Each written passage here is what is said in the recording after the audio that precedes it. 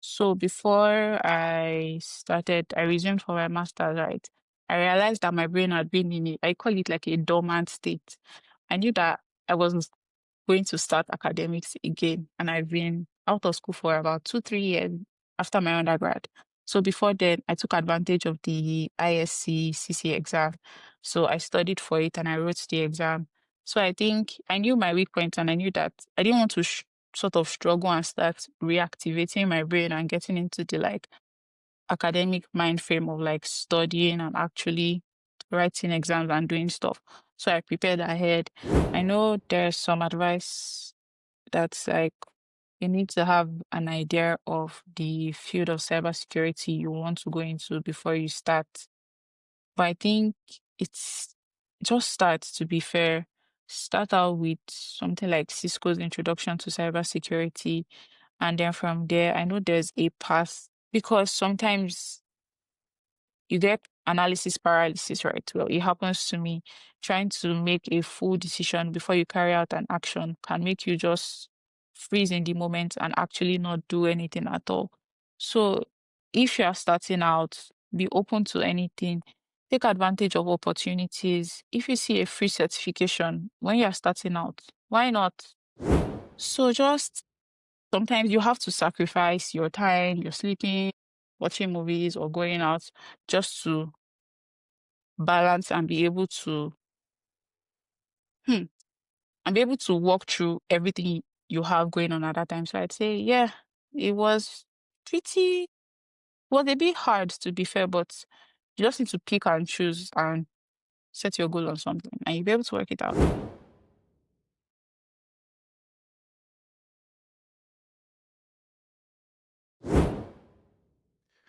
Hello, everyone. Welcome to the Cyber Weekly. Today we are joined with a master's student or a former master's student. She will tell us more about her journey into cybersecurity and generally as a student and person who has actually gone through the lines of actually attaining a master's. That one, I don't know how it feels like. I'm completely green about that world. I stopped on an undergraduate. That is it, hopefully. Bachelor's degree is undergraduate, right? Yeah. Yeah. Yes. So, yes. So, join me and welcome Ebun on the show. Welcome, Ebun. Thank you very much. It's so nice to be here. Yes. So, tell us, who is Ebun? Okay. So I'm Ebun. I'm currently working as a founder associate at Cybersecurity Stack. And I finished my master's in cybersecurity from Coventry University a year ago. Yeah, I finished in November last year. I finished with a distinction and also got awarded the Custodius Prize for excellence. I'm a cybersecurity analyst. I've worked as a network engineer as well. And my bachelor's degree was in information and communications engineering from Covenant University. I have a few hobbies outside of cybersecurity. I like to read, I like to paint as well. So yeah, that's where I am. Okay, that's interesting. So, how did you get into cybersecurity in the beginning? Hmm. How I got into cybersecurity. So I'd say the background started from my undergraduate degree, right? It Mm-hmm. was in information and communications engineering, which funny enough, I didn't want to, that wasn't what I initially planned to study. I wanted to get into electrical and electronics engineering. I just wanted to be an engineer, but I got that course instead and it's under the same department. So I was like, why not? So I did a few courses and in my final year, no, in my penultimate year, actually, 400 level before my final year. We did a few courses on telecommunications, networking, and also VPNs came up.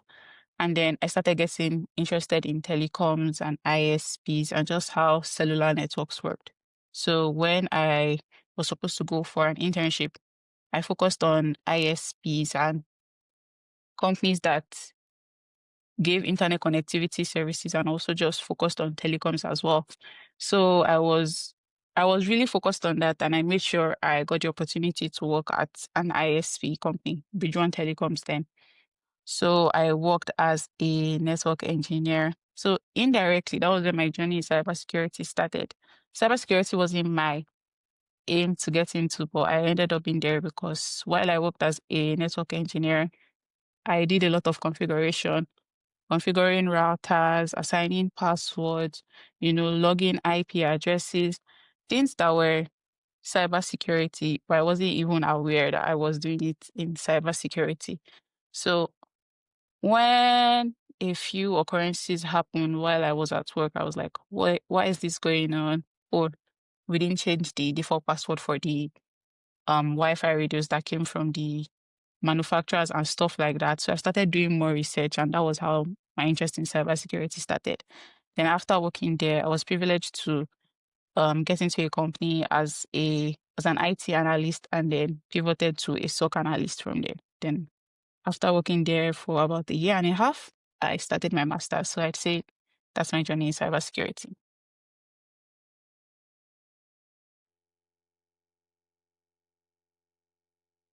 So, according to you, do you still miss the SOC, or you actually actively work in the SOC? Currently? Currently. Oh, no. So what I do is it's a mix of actual cybersecurity and like managerial duties. So the company I work at is a startup. We're developing a product to detect and prevent against ransomware attacks. So I'm actually doing integration of that product from the backend into existing security endpoint platforms like Splunk, Sentinel, and Elk, right? So it's not active SOC in actual detection, but like developing a product that SOC analysts and companies would actually be able to use. So it's based on my previous experiences, and also I'm learning new things along the way. So yeah, I feel like no knowledge is ever wasted, right? So if I didn't have my previous experience as a SOC analyst, I wouldn't probably have an idea of what's going on, the impact of ransomware, and how some things just work as well.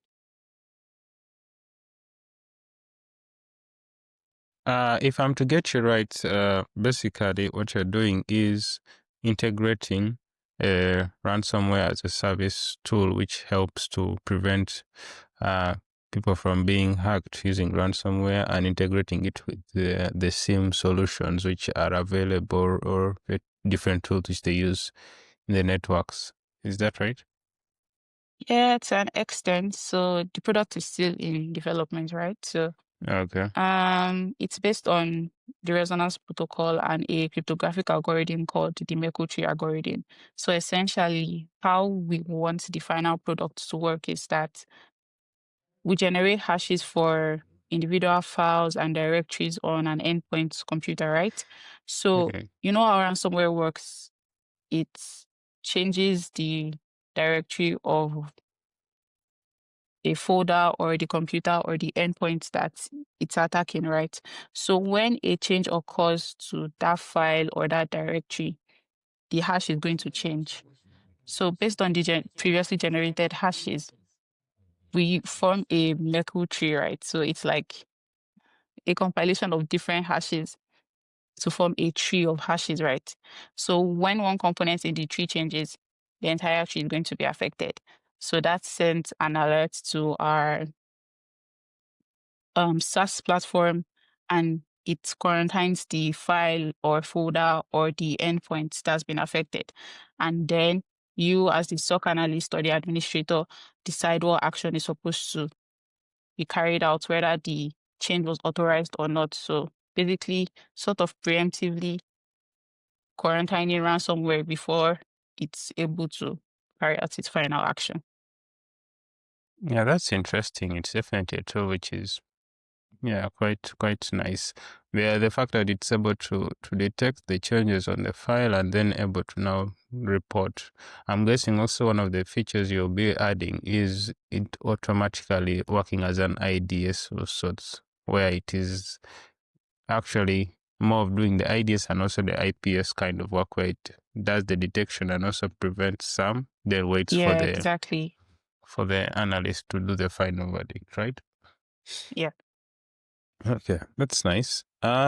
So your normal day to day, let me push back to your when you're still in school doing your masters. How was your normal day to day, a day in a life for you? Hmm. How was it like?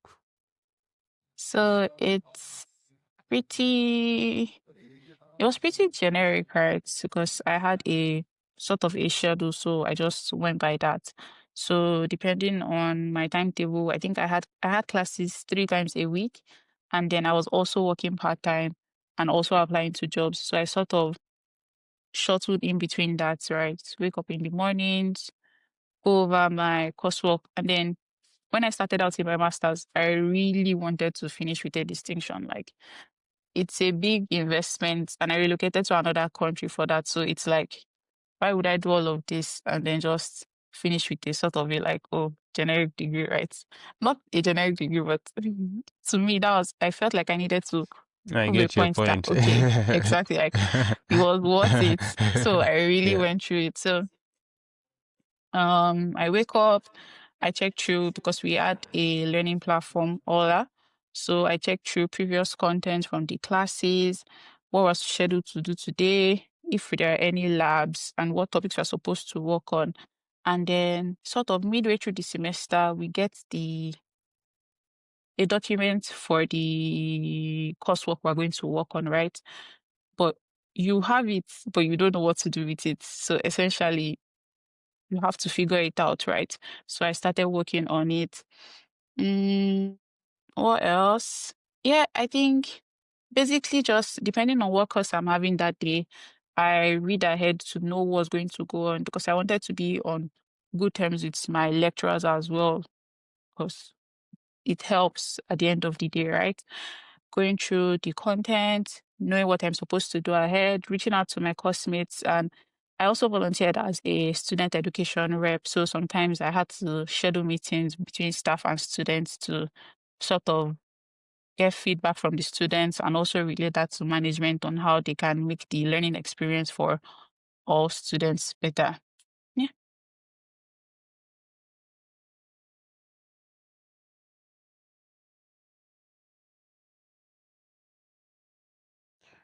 Okay, that's interesting. Now, if you look back and currently now, what is your day in your life like compared to when you were studying? Hmm. I feel like when I was studying, it felt a bit easier because I had a routine, right? I knew Mm, that I would do this, check ahead, study.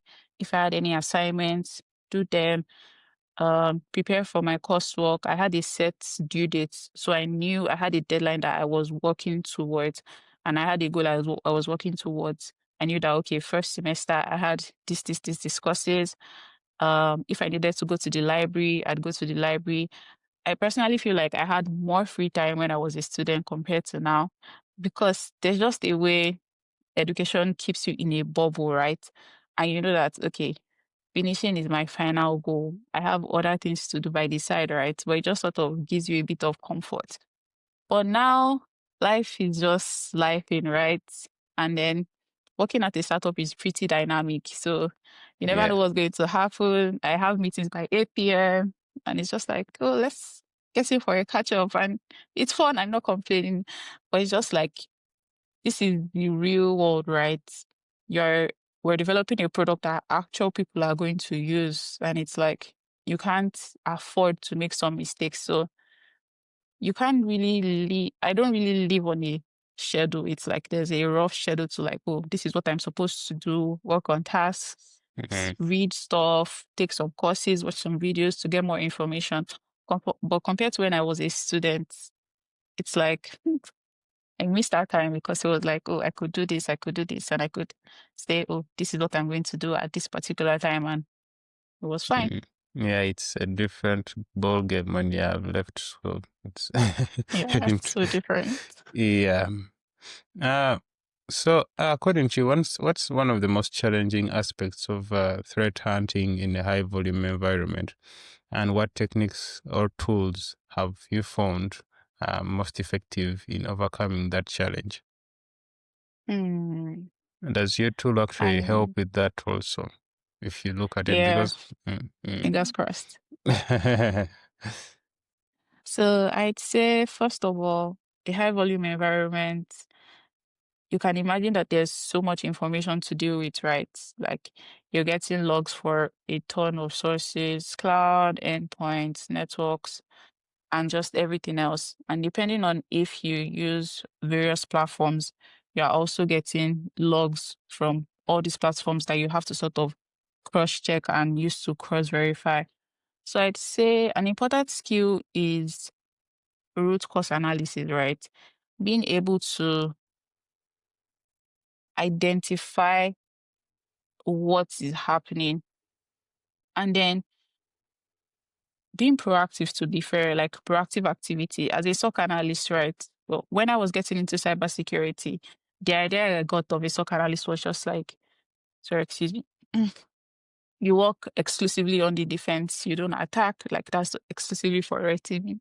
But working as a SOC analyst for a while now, it's like you can't really go far if that's the mindset you have, because to be able to catch a thief, you need to be able to think like a thief. So to be able to catch an attacker, you need to be able to think like an attacker and preempt their attacks. So I'd say threat hunting is how to navigate threat hunting in a high environment, right? The MITRE ATT&CK framework is a very important tool for this because it has eliminated about 80% of your tasks. You don't have to manually look around for sources on the internet or from, threat intelligence platforms. The MITRE ATT&CK platform just sort of centralizes it for you, and then you can map it out by threat actors or by their tactics or their techniques and all of that. So if I have a particular endpoint version and I want to stimulate or do trend hunting activities about that, go to the MITRE ATT&CK platform, look for techniques that have been carried out on that particular version, right? And also just sort of streamline it. Then after streamlining it to your particular endpoint version and type, it's then on to you, the SOC analyst, to, utilize your skills. How do you think an attacker would try to like exploit vulnerabilities in this? Are there any vulnerabilities you've overlooked? Are there any vulnerabilities where you've sort of classified as low risk, but the endpoint or the end case of that particular vulnerability being exploited is really, really high? So it's like you need to be very proactive, right? You don't just wait around for the logs to come in or for an alert to come in before you start, you know, trying to figure out what's going on or trying to contain the attacker. You need to have a proactive mindset to be able to be like, what would an attacker do in this situation? And then based on your finding, develop rules, develop KQL queries and say stuff like that. My mindset is that at the end of the day, you'll eventually have to become like a security engineer to actually configure stuff like that, because being an analyst alone on the long run, you can't just analyze stuff. You need to start getting into the actual development and integration of stuff.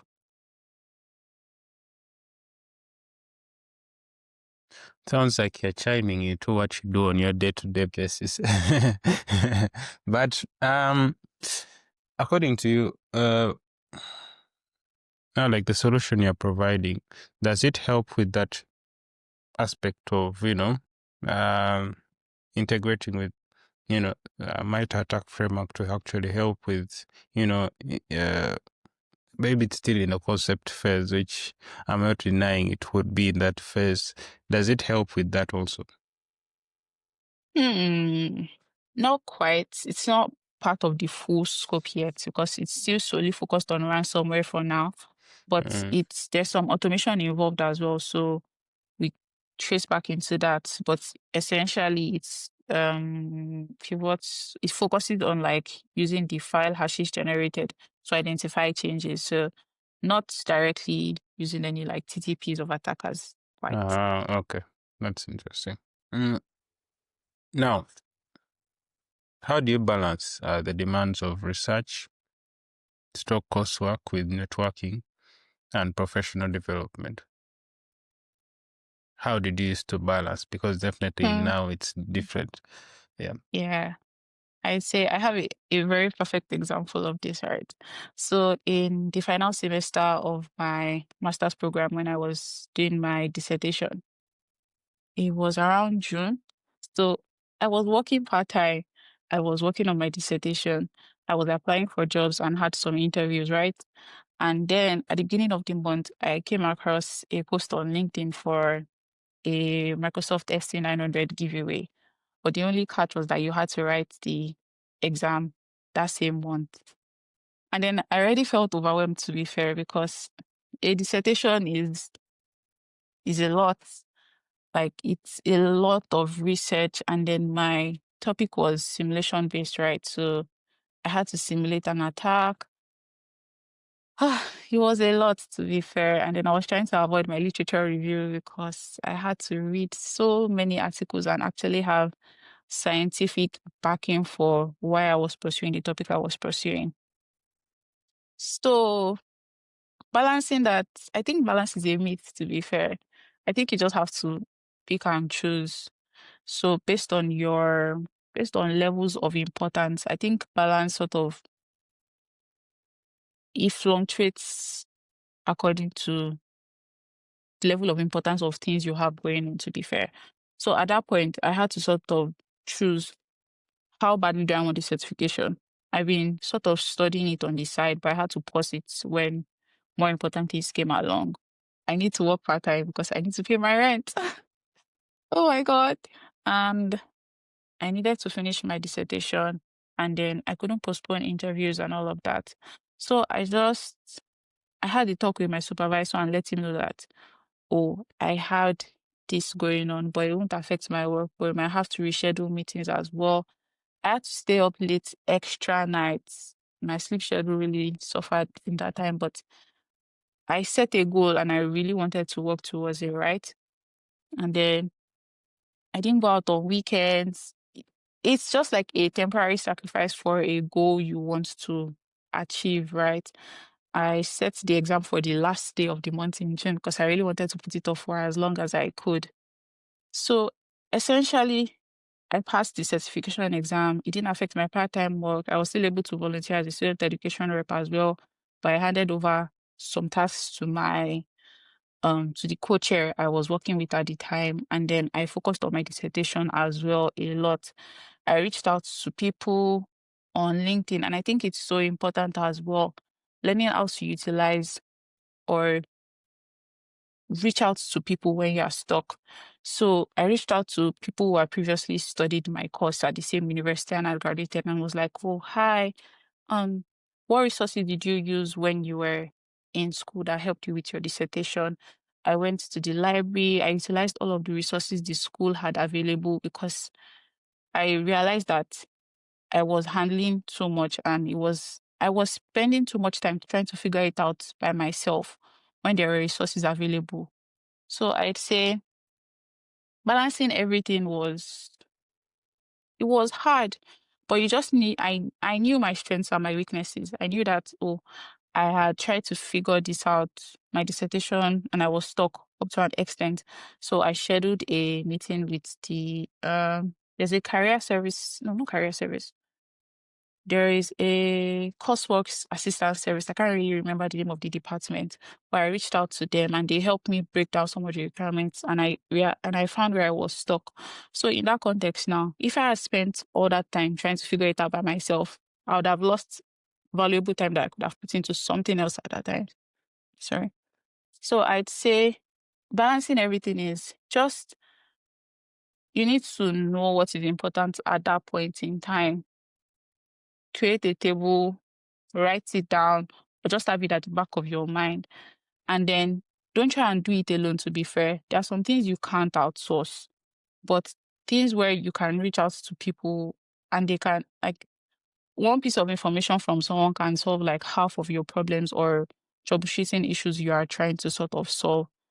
So just sometimes you have to sacrifice your time, your sleeping, watching movies, or going out just to balance and be able to hmm, and be able to walk through everything you have going on at that time. So I'd say, yeah, it was pretty, was a bit hard to be fair, but you just need to pick and choose and set your goal on something and you'll be able to work it out.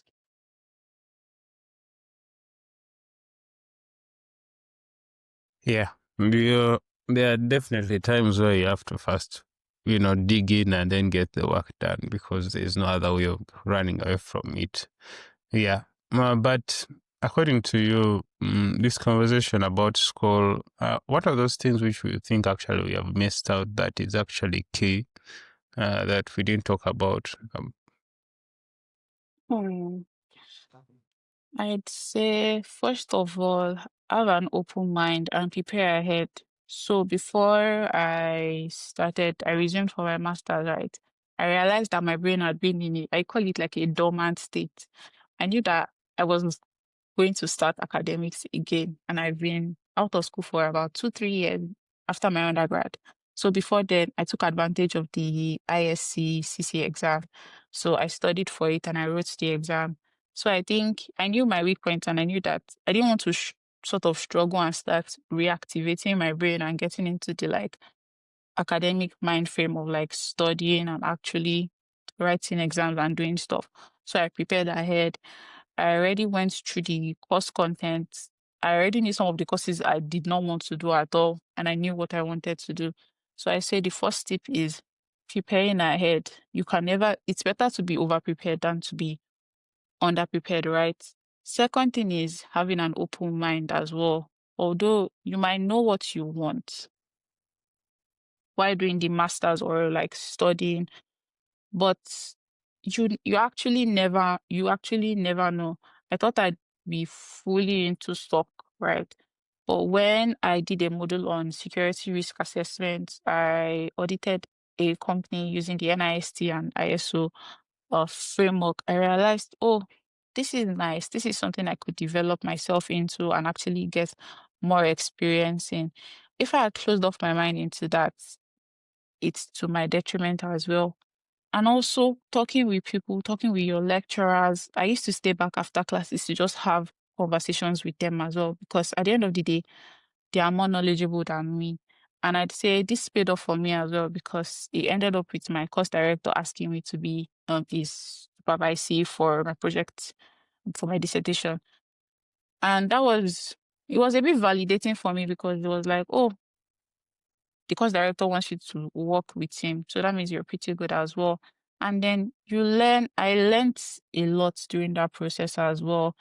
Just picking, the thing is, don't keep yourself in a bubble. That's the most important thing, right? Just having an open mind, always talking to people, always trying to have a conversation outside of academics and also within academics as well. Something else, as I previously mentioned, reach out to people. Reach out to people who have gone before you. People might also reach out to you as well. Work with your classmates. Some of my classmates were my friends. Like we used to work closely together, but even people that were just acquaintances, if I realized that they had difficulties or I had difficulties, it was easy to sort of reach out to them and be like, oh, hi, what are you working on? I'm having these difficulties. Yeah.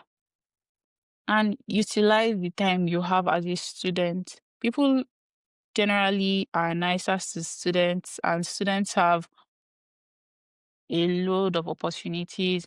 You can attend some networking events for free. You get some tickets to or some perks to some services online. I know that I was able to access some scientific journal platform for free. So utilize all the resources you have as a student. Most times the university also has resources available in their centers. I went to the career center.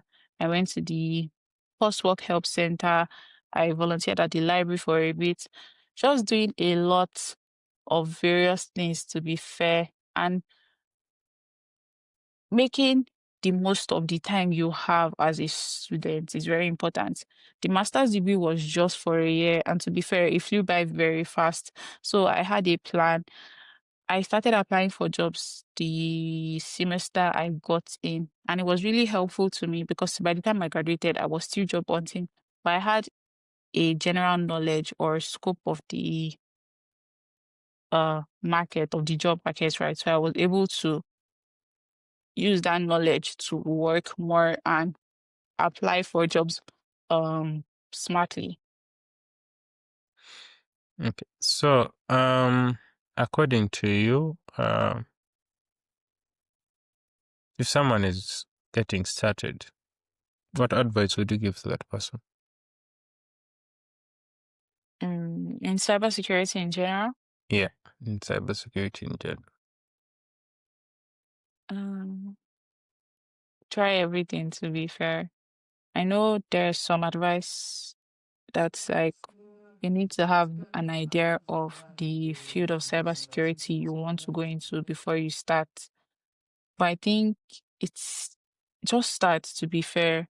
Start out with something like Cisco's Introduction to Cybersecurity. And then from there, I know there's a path because sometimes you get analysis paralysis, right? Well, it happens to me. Trying to make a full decision before you carry out an action can make you just freeze in the moment and actually not do anything at all. So if you are starting out, be open to anything. Take advantage of opportunities. If you see a free certification when you are starting out, why not? It's the I don't think there's a downside to taking advantage of stuff like that. I think the ISC certified in cybersecurity free certification is still ongoing, right? Try it out. Some people fail, some people pass, but it's an experience for you, and then you actually never know until you are in actual situations. So I think be ready to dedicate a lot of time because it's it is a lot. Cybersecurity is a really, really, really big field. And I don't think you ever stop learning. So if you start out with an open mind, it helps you on the long run because you are open to different things. And then even in the long run in your career, you might not start out with you might not end up how you start out, right? You might start out as a SOC analyst, end up in forensics, or end up as a consultant. The opportunities are very, very limitless. So I'd say having an open mind, trying out different things, and looking out for information yourself. I think that's so important because I've noticed that some people like to outsource their information gathering to others. And I think in cybersecurity, it's a bad habit because it doesn't pay off for you because you need to have a proactive mindset, be able to find things, utilize resources.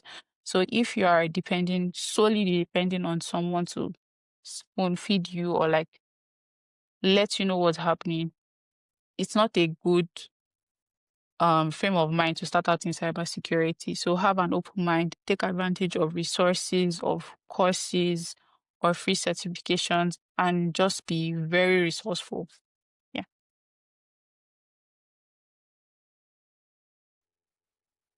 Okay, thank you for that. We are drawing towards the end. Actually, we are at the end of the conversation. So, are there any parting shots? Where can people find you if they want to get to know about the startup you're working on, to get to know the technicalities and the difficulties of setting up a startup, all that? Where can they find you? I'm on LinkedIn, Ebunoluwa Idowu. I'm on Twitter, Ebun with 3 U's and one single N. Yeah. Okay. Yes, you can share that. I'll add it in the show notes. Yeah, otherwise, thank Sure. you for actually coming on the show. I've definitely picked a lot about doing a master's degree. I'm not sure yet if I want to do it, but at least you have opened the idea of actually thinking of actually getting a master's. Root cause analysis. You talked of root cause analysis and so many areas Yeah. of setting up. How does someone help improve themselves, and also, the challenges are everywhere, and the fact that you broke it down to who are the people to be your points of contact when you are having challenges as a student. Definitely there are always those friction areas, and the way you articulated it and also brought it out was really good and quite great. So I would like to thank you for actually coming on the show and sharing your insights. Thank you for having me. And yeah, just one thing to add as well. Master's degree, it's not enough for cybersecurity. I mean, it's a good starting point as well as certification. So the learning does not stop. You have to get certifications as well. Master's degree helps as well. Yeah. So I think everyone's path is different. So you just need to, not everyone has a master's degree. Not everyone has certification. Some people have both. So yeah, just having an open mind. Yeah.